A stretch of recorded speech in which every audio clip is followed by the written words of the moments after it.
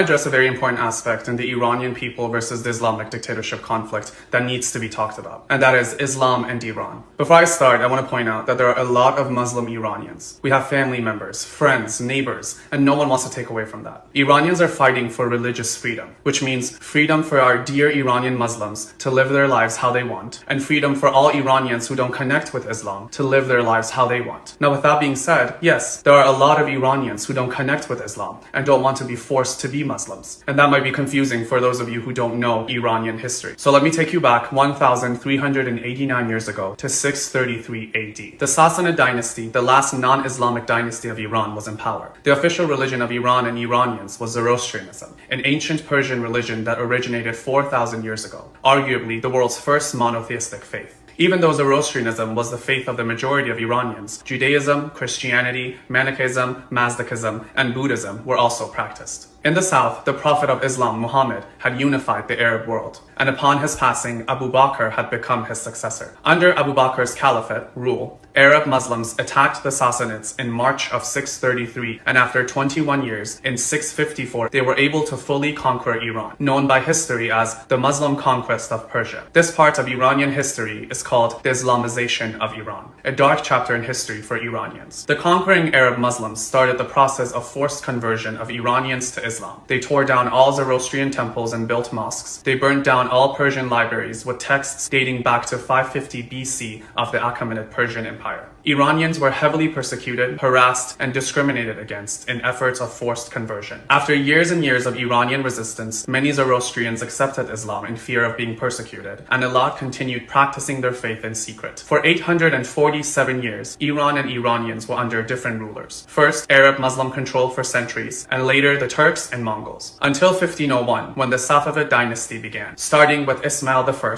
Ismail Shah, Shah meaning king, he was able to unify an independent Iran once again, known as the beginning of modern Iranian history. Although Ismail Shah was of Iranian descent, his fathers, like many other Iranians, had converted to Islam over the years and were Sunnis. The Ottoman Empire, also known as the Turkish Empire, the archenemy of the Safavids of Iran, were in power to the west of Iran. King Ismail, in spite of the Sunni structure of the Ottoman Empire, made Shiite Islam the official state religion and brought Arab-speaking Shiite ulama, Muslim clerics who study religious texts, to Iran and set up religious schools. Thus began the history of the growing power of Shiite ulama from then to the 1979 revolution, with Khomeini taking power and Iranians being forced to live under Shiite Islamic law. From the Safavid dynasty of 1501 to 1736, then the Qajar dynasty of 1789 to 1925, and lastly the Pahlavi dynasty of 1925 to 1979, the Shiite ulama's main goal and focus was making Shiite Islam the rule of law in Iran, which they succeeded in 1979. The point is, from 654 AD until now that is 2022,